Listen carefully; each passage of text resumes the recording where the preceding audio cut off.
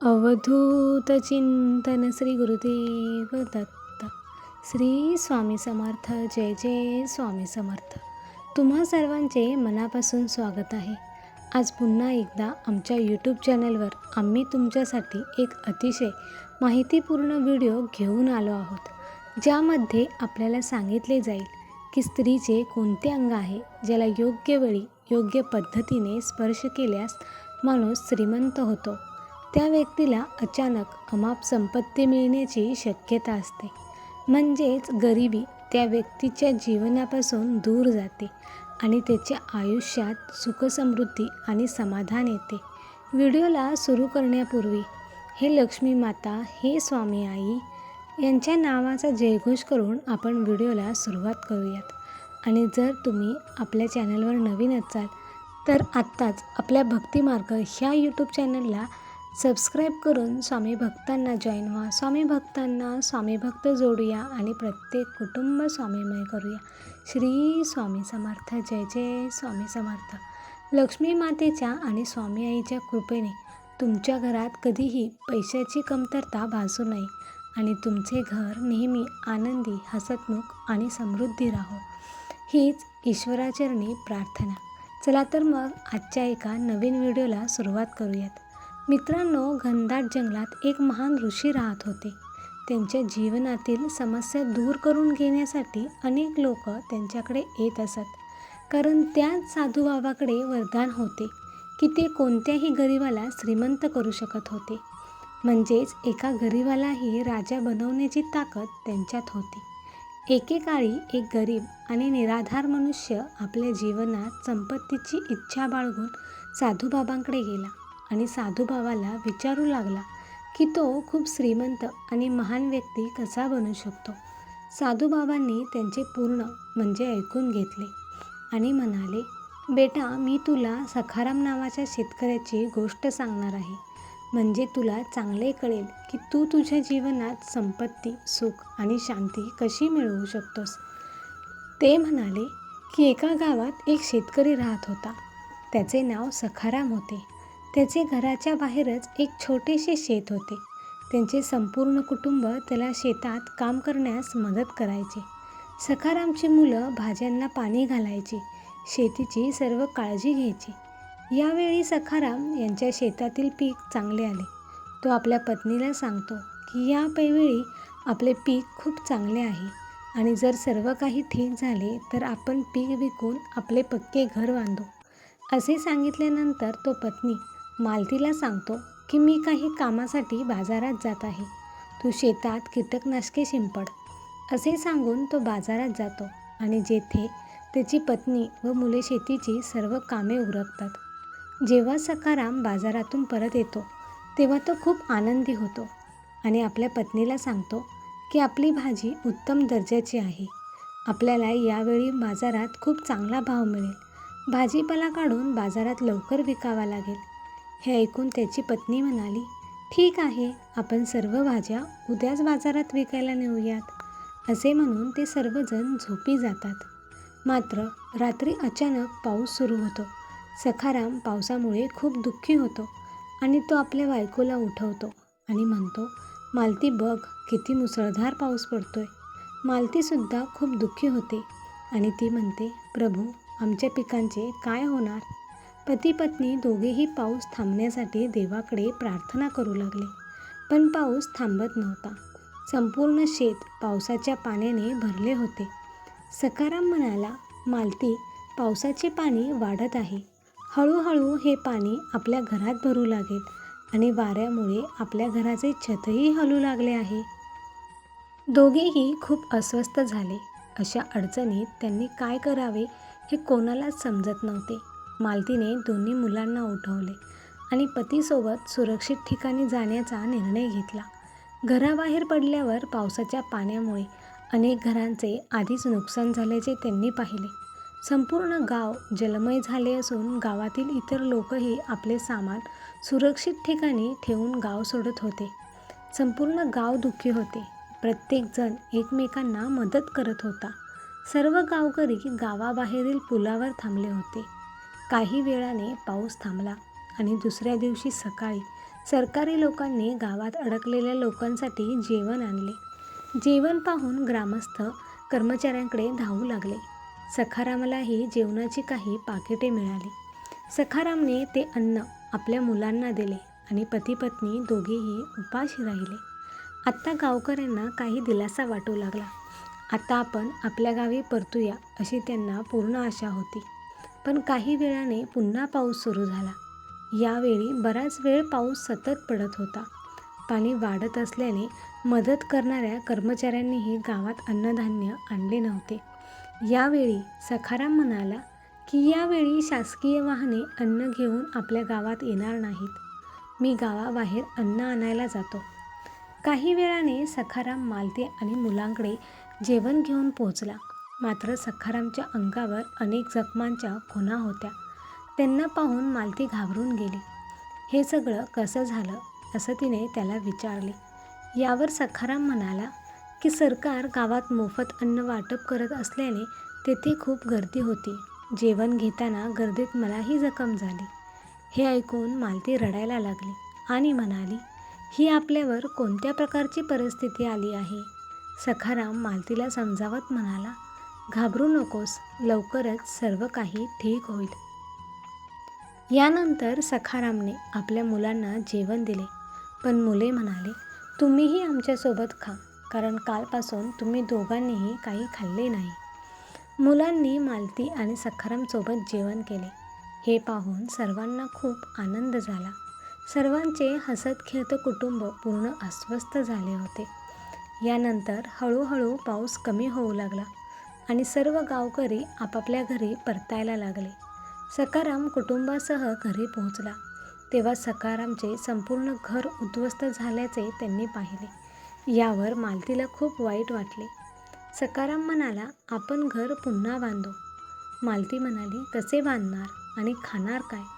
मुलांनी सांगितले की शेतात अजून काही भाज्या शिल्लक आहेत, आम्ही त्या तोडून आणतो. मुलं भाजीपाला तोडायला लागतात. सखाराम आणि मालती आपलं घर पुन्हा बांधायला लागतात. त्यानंतर त्यातील एक जण त्यांच्या घराकडे चालत येताना त्यांना दिसतो. तो माणूस म्हणतो, मी सरकारच्या वतीने आलो आहे.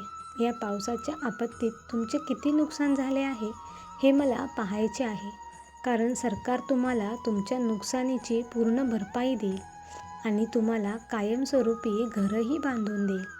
हे ऐकून मालतीला खूप बरे वाटले.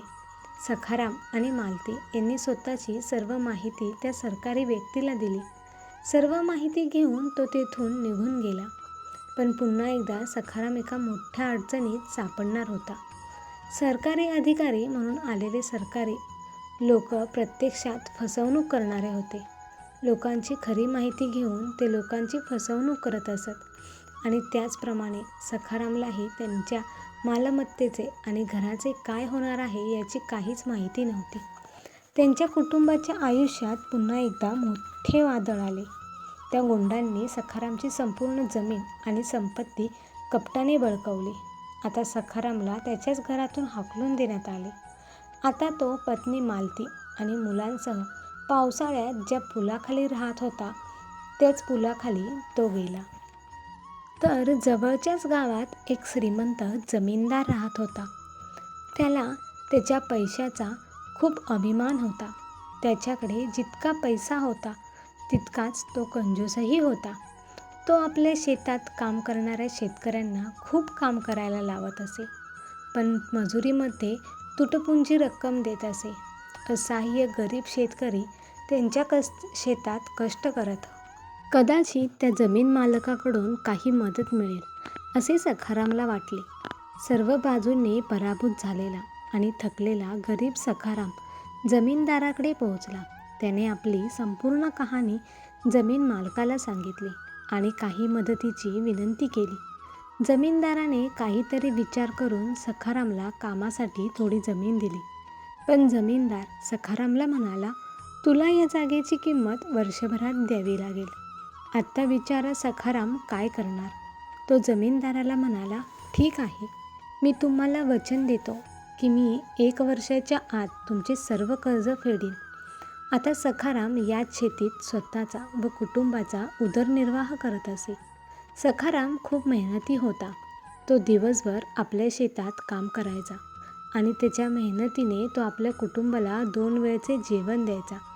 आता कष्ट करून त्यांनी दिलेल्या वचनानुसार जमिनीची संपूर्ण किंमत 4 महिन्यात जमीन मालकाला परत केली. गावातील बाकीच्या शेतकऱ्यांकडे सखारामपेक्षा जास्त जमीन होती. सखारामची मेहनत पाहून ते थक्क झाले. इतक्या कमी जमिनीतून तो एवढी पिके कशी घेऊ शकला? एका वर्षी गावात भीषण दुष्काळ पडला. पावसाशिवाय शेते व कोठारे सुकू लागली. गरीब शेतकऱ्यांकडे सिंचनाची व्यवस्था नव्हती. सिंचनासाठी ते पावसावर अवलंबून होते. त्यामुळे त्यांची सर्व पिके उद्ध्वस्त झाली. सखारामच्या बाबतीतही असेच घडले आणि तो कसा तरी आपल्या छोट्याशा शेतात आपल्या कुटुंबाचा उदरनिर्वाह करत होता. आता त्याला उपासमारीची भीती होती. मजबुरीमुळे तो पुन्हा गावातील जमीनदाराकडे कर्ज मागण्यासाठी गेला. जमीन मालक कंजूस होता. त्यामुळे त्याने सखारामला पैसे दिले तर ते परत मिळणार नाहीत असे त्याला वाटले. म्हणून त्याने त्याला आपल्या शेतात कामावर ठेवले. त्याने विचार केला, तो केवळ मेहनतीच नाही तर असहाय्यही आहे. मी त्याच्याकडून कमी पैशात दुप्पट मेहनत करून घेईन. तो सखारामला म्हणाला, हे बघ, मी तुला कर्ज देऊ शकत नाही, पण मी तुला माझ्या शेतात कामाला ठेवू शकेन इतकी मदत करू शकतो. मी तुला महिन्याला 1,000 रुपये देईन. सखाराम म्हणाला, पण मालक, इतर लोकांना 2,000 रुपये मिळतात. तेव्हा जमीनदार म्हणाला, तुला करायचं असेल तर कर, नाही तर माझ्याकडे कामगारांची कमतरता नाही. सखाराम काय करणार? हो म्हटल्यावर तो घरी परतला. दुसऱ्या दिवसापासून तो जमीनदाराच्या शेतात काम करू लागला. ते कठोर परिश्रम करणारे होते आणि त्यांनी खूप मेहनत आणि समर्पणाने काम केले. 4 महिन्यांचे काम त्यांनी अवघ्या 2 महिन्यात पूर्ण केले. हे पाहून जमीनदाराला खूप आनंद झाला, पण त्याच्या मनात कपट जागृत झाले. त्याने 4 महिन्यांचे काम अवघ्या 2 महिन्यात पूर्ण केले असा विचार केला. आता जर ह्याला मी नोकरीवरून काढले तर माझे 2 महिन्याचे पैसे वाचतील. त्याने सखारामला बोलावून 2 महिन्याचे पैसे दिले आणि म्हणाला, सखाराम, हे पैसे घे. उद्यापासून येऊ नकोस. आता मला तुझी गरज नाही. हे ऐकून सखाराम अस्वस्थ झाला. त्याचा संसार मोठ्या कष्टाने चालत होता. आता तो कुटुंबाचा उदरनिर्वाह कसा करणार? त्याने जमीनदाराला नोकरीवरून काढू नये म्हणून विनवणी करण्यास सुरुवात केली. मात्र जमीनदाराने त्याचे ऐकले नाही आणि त्याला नोकरीवरून काढून टाकले. सखाराम डोळ्यात पाणी घेऊन घरी परतला. काळजीने त्याला रात्रभर झोप लागली नाही. सकाळी उठल्यावर त्याने ठरवले की तो पुन्हा जमीनदाराकडे जाऊन त्याला कामावर ठेवण्याची विनंती करेल. तो जमीनदाराच्या घरासमोर जाऊन बसला. सकाळी उठल्यानंतर जमीनदार घराबाहेर आले असता त्यांना सखाराम घरासमोर बसलेला दिसला. त्याने सखारामला विचारले, काय झाले सखाराम, का आला आहेस? सखाराम जमीनदाराच्या पाया पडून विनवणी करू लागला, माझ्यावर दया करा, पण मला कामावर ठेवा. माझे कुटुंब उपाशी मरेल. पण जमीनदाराने सखारामचे काही एक ऐकून घेतले नाही आणि त्याला तेथून हाकलून दिले. त्यावेळी सखाराम तेथून निघून गेला. मात्र दुसऱ्या दिवशी सकाळी तो पुन्हा जमीनदाराच्या घरासमोर जाऊन बसला. जमीनदाराने पुन्हा शिवीगाळ करून त्याला पाठवले. आता तो रोज तेच काम करू लागला. सखाराम रोज जमीनदाराच्या घरासमोर बसायचा आणि जमीनदार त्याला हाकलून द्यायचा. या प्रकरणाची गावात चर्चा सुरू झाली. सर्वजण जमीनदारांना चांगले वाईट बोलू लागले. कंटाळलेल्या जमीनदाराने शेवटी विचार केला की मी काही दिवस कुटुंबासह दुसऱ्या गावी जातो. मी घरी न दिसल्याने सखाराम इकडे येणे बंद करेल. दुसऱ्या दिवशी तो आपल्या कुटुंबासह दुसऱ्या गावी नातेवाईकांच्या घरी गेला. इकडे सखारामलाही समजले होते की आता त्याला कोणी मदत करणार नाही. त्याला स्वतःला काहीतरी करावे लागेल. आता तो लोकांच्या जमिनीवर मोलमजुरीचे काम करू लागला. सुकी लाकडं गोळा करून विकायलाही सुरुवात केली. दिवसभर काबाड कष्ट करून सखाराम आणि त्याची पत्नी दोघेही मोठ्या कष्टाने संध्याकाळी स्वतःसाठी अन्न मिळवायचे. दोघेही सकाळपासून शेतात काम करायचे. सुकी लाकडं पालापाचोळा गोळा करून विकायचे आणि अशा प्रकारे त्यांचा उदरनिर्वाह चालत असे. तरीही त्याची पत्नी तिच्या आयुष्यात समाधानी होती. पण सखारामला नेहमी वाईट वाटायचे. आपल्या नातेवाईकांचे आयुष्य पाहून त्याला खूप वाईट वाटायचे. आता तो आरामदायी जीवन जगू इच्छित होता. एके दिवशी अचानक सखारामची आई, जी त्याच्या मोठ्या भावाच्या घरी राहायची, ती सखारामच्या घरी आली. पण सखारामला अजिबात माहीत नव्हते की आई आपल्या घरी येत आहे. ती जंगलातून पायी पायी आपला मुलगा सखाराम याच्या घरी येत होती. पण वाटेत काही गुंड आणि चोर सापडतात. त्यामुळे सखारामची आई झाडामागे लपते. आता गुंड आणि चोर बराच वेळ सखारामच्या आईचा शोध घेत होते. शोध घेत असताना रात्रीचे 9 वाजले होते आणि तेथून चोर निघून गेले. त्यानंतर सखारामची आई रात्री 10च्या सुमारास सखारामच्या घरी पोहोचली आणि सखारामने आईला पाहताच ताबडतोब आईच्या चरणांना स्पर्श करून आशीर्वाद घेतले आणि तिला घरात बसवले, जेवू घातले आणि सर्वजण सुखाने झोपले. मात्र रात्री अचानक सखाराम पत्नीसह बेडवर झोपला असताना त्याने नकळत पत्नीच्या शरीराच्या काही अवयवांना स्पर्श केला. सकाळी आपल्या आयुष्यात काय घडणार आहे याची त्याला कल्पना नव्हती. सखाराम सकाळी उठला. आईचा आशीर्वाद घेऊन पत्नीच्या गालाला प्रेमाने स्पर्श करून आपल्या कामासाठी लाकडं तोडण्यासाठी जंगलाकडे निघाला. अचानक सखारामचे नशीब पालटले. सखाराम लाकूड गोळा करायला जंगलात खूप पुढे गेला. त्याला जंगलाच्या मध्यभागी एक गुहा दिसली. गुहेत अंधार होता. कसा तरी हिंमत एकवटून त्याने गुहेत प्रवेश केला. आत गेल्यावर त्याचे डोळे पाणावले. त्या गुहेच्या आत खजिन्याचा सारा ढीग होता. त्याने खजिना ताब्यात घेतला आणि गुहा माती, दगड आणि झाडांच्या पानांनी झाकली आणि मग हळूहळू संपूर्ण खजिना बैलगाडीत आपल्या घरी आणला. सुरुवातीला त्याची पत्नी खूप खुश झाली.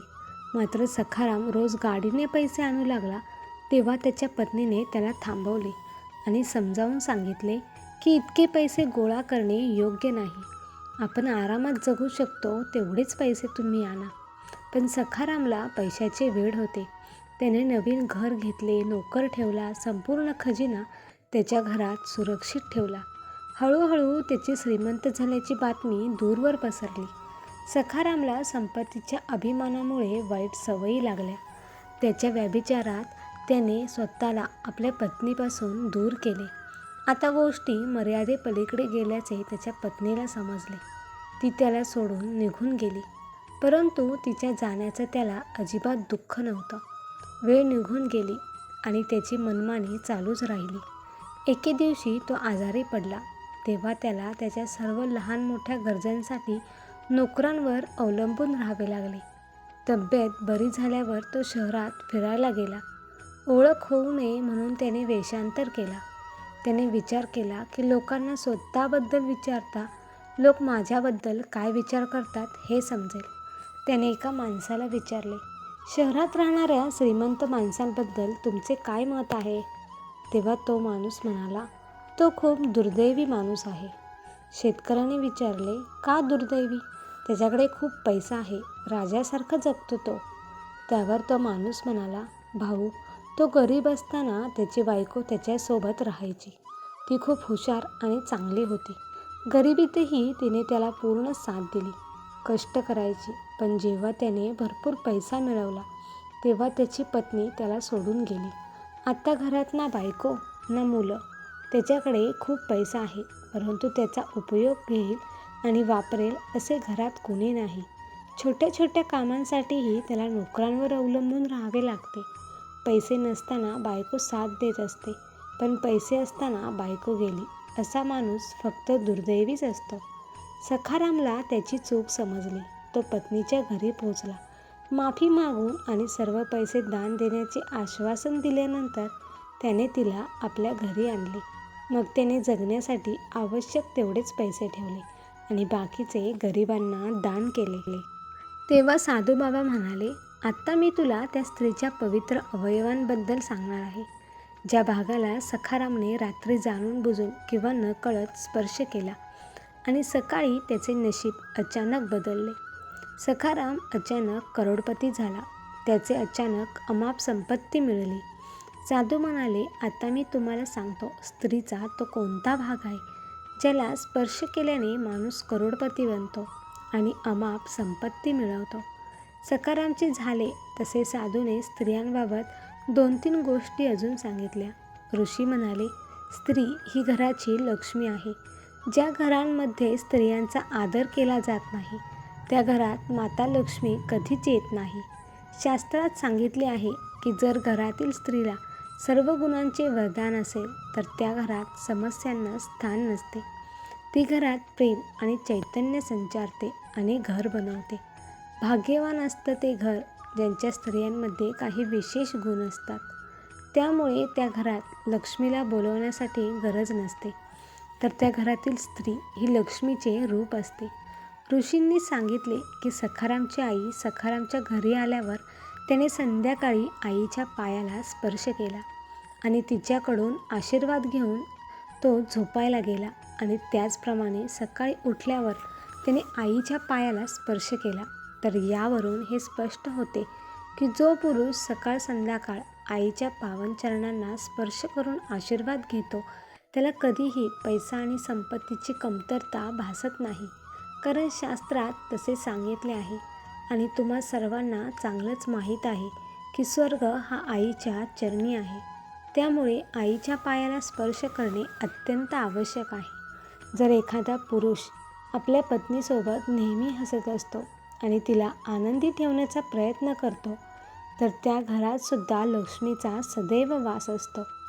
जर एखाद्या व्यक्तीने सकाळी बायकोच्या गालाला प्रेमाने स्पर्श केला तर त्या घरात सुख आणि संपत्तीची कमतरता भासत नाही. कारण स्त्री ही देवीचे रूप आहे आणि स्त्रीचा नेहमी आदर केला पाहिजे असे शास्त्रात सांगितले आहे. कारण स्त्रीची इच्छा असेल तर ती कोणत्याही घराला स्वर्गात बदलू शकते आणि कोणत्याही स्वर्गीय घराला नरकात बदलू शकते. मित्रांनो, आजचा हा ज्ञानवर्धक व्हिडिओ तुम्हाला कसा वाटला ते मला कमेंट करून नक्की कळवा आणि कमेंटमध्ये श्री स्वामी समर्थ जरूर लिहा. आणि भक्तांनो, जर तुम्हाला हा व्हिडिओ आवडला असेल तर लाईक करा, शेअर करा आणि अशाच परिपूर्ण माहितीचे आणि स्वामींचे नवनवीन व्हिडिओज पाहण्यासाठी आपल्या भक्तिमार्ग चॅनलला सबस्क्राईब करून स्वामी भक्तांना जॉईन व्हा. स्वामी भक्तांना स्वामी भक्त जोडूया आणि प्रत्येक कुटुंब स्वामीमय करूया. श्री स्वामी समर्थ. संपूर्ण व्हिडिओ पाहिल्याबद्दल धन्यवाद. पुन्हा भेटूयात अशाच नवीन व्हिडिओमध्ये. तोपर्यंत श्री स्वामी समर्थ.